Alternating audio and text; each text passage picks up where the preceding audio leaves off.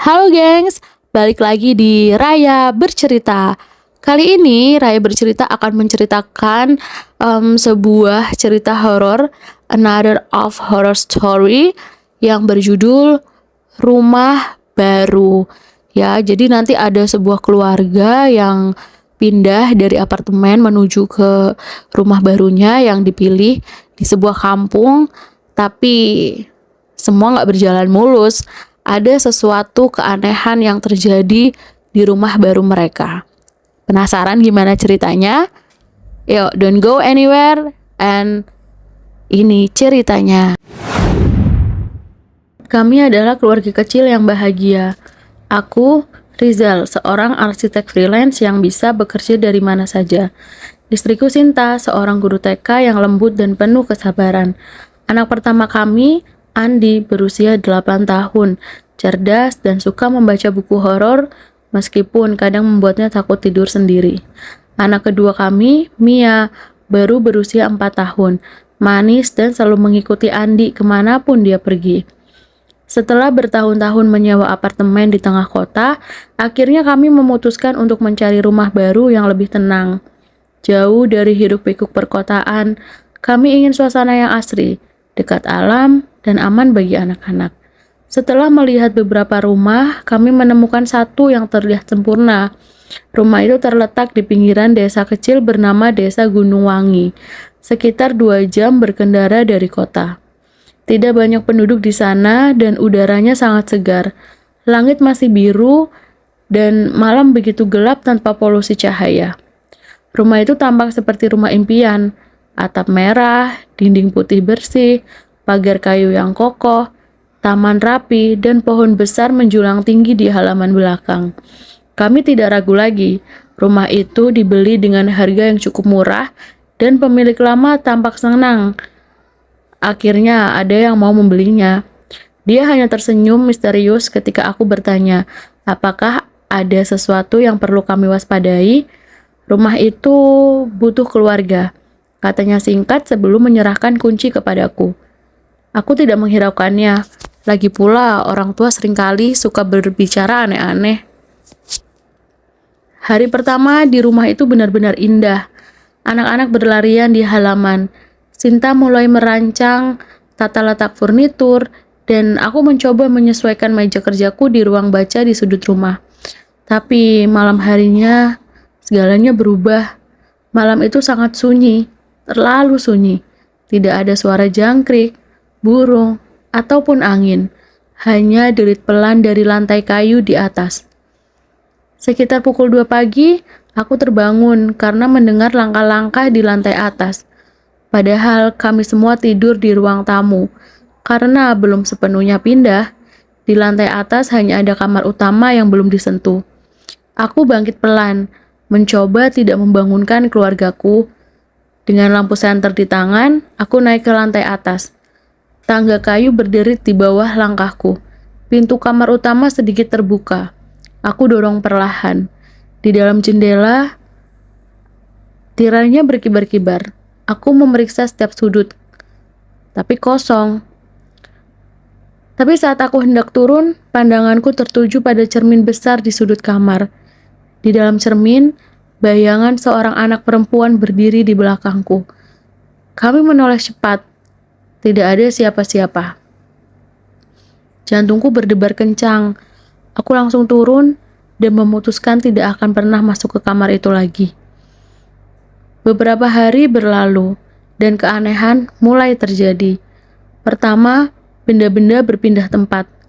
Buku yang kutaruh di rak tiba-tiba berada di lantai.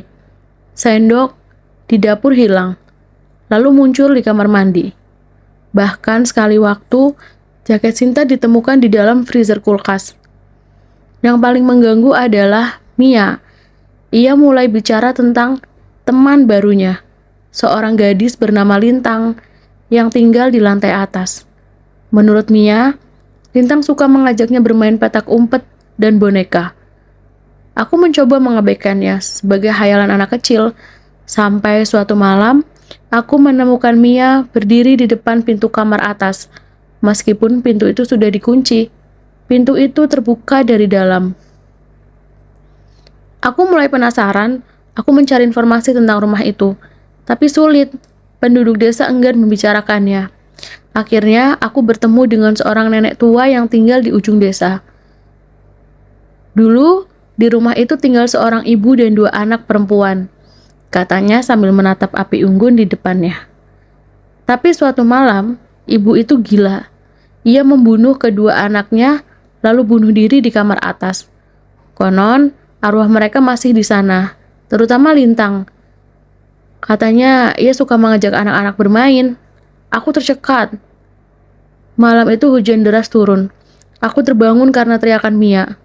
Aku dan Sinta langsung berlari ke kamar bawah tempat Mia tidur. Tapi tempat tidurnya kosong. Kami mencari ke seluruh rumah. Tidak ada tanda-tanda Mia. Sampai aku mendengar tawa anak-anak dari lantai atas. Aku naik. Sinta mengikutiku. Pintu kamar atas terbuka lebar. Di dalam, lampu menyala redup. Dan di tengah kamar, Mia berdiri dan mematung menatap cermin. Di dalam cermin itu terlihat bayangan 2 anak perempuan. Satu adalah Mia, yang satunya lagi Lintang. Sinta berteriak, "Mia, jangan lihat cermin itu!" Tapi terlambat. Bayangan Lintang tersenyum dan tubuh Mia terjatuh lemas. Kami membawa Mia ke rumah sakit, tapi dokter mengatakan tidak ada fisik yang salah pada tubuhnya. Hanya ia tidak sadarkan diri, seperti terjebak dalam mimpi yang sangat dalam. Beberapa hari berlalu, kami memutuskan untuk meninggalkan rumah selamanya. Tapi sebelum pergi, aku kembali ke rumah untuk mengambil beberapa dokumen. Di dalam kamar atas, aku melihat sesuatu yang aneh di cermin. Bukan bayangan diriku, melainkan bayangan Mia yang sedang berdiri di belakangku. Aku menoleh. Tidak ada siapa-siapa. Tapi saat aku melihat ke cermin lagi, Mia sedang tersenyum. Dan di sampingnya Lintang melambaikan tangan padaku. Dan kemudian bayangan aku sendiri tidak terlihat di cermin itu. Jika kalian menemukan surat ini, maka kalian mungkin sedang tinggal di rumah itu. Aku tidak tahu bagaimana caranya, tapi aku menulis ini di sela-sela mimpi yang terus menghantuiku. Aku tidak bisa meninggalkan rumah ini. Aku terjebak. Aku bagian dari rumah itu sekarang. Aku tidak bisa menyentuh dunia nyata, tapi aku bisa melihat kalian. Aku bisa mendengar kalian. Aku bisa merasakan ketakutan kalian. Aku ingin memperingatkan kalian. Jangan pernah melihat ke cermin di kamar atas. Jangan biarkan anak-anak kalian mendekatinya. Jangan biarkan mereka mendengar suara yang memanggil dari balik dinding. Karena jika mereka melihat bayangan itu, maka mereka akan menjadi bagian dari rumah itu juga. Bayangan dari cermin. Aku mulai menyadari bahwa aku jarang muncul di foto. Kadang wajahku kabur. Kadang bahkan tidak terlihat sama sekali. Sinta tidak menyadarinya, tapi aku tahu. Setiap malam aku bermimpi kembali ke rumah itu. Aku melihat Mia dan Lintang bermain di lantai atas. Mereka tertawa, bersembunyi, dan sesekali menatap cermin. Aku berusaha memanggil mereka, tapi suaraku tidak terdengar. Aku bukan lagi manusia. Aku hanyalah bayangan yang terjebak di dalam cermin. Hari ini, Sinta masih merawat Mia yang tak kunjung sadar. Kami tinggal di kota lain, jauh dari rumah itu. Tapi setiap malam, dalam mimpi, aku selalu kembali ke rumah itu. Dan setiap kali aku bangun, aku melihat cermin. Karena aku tahu, aku sudah tidak ada di dunia nyata. Yang tersisa hanya bayanganku di cermin, menemani Lintang dan Mia. Bermain selamanya.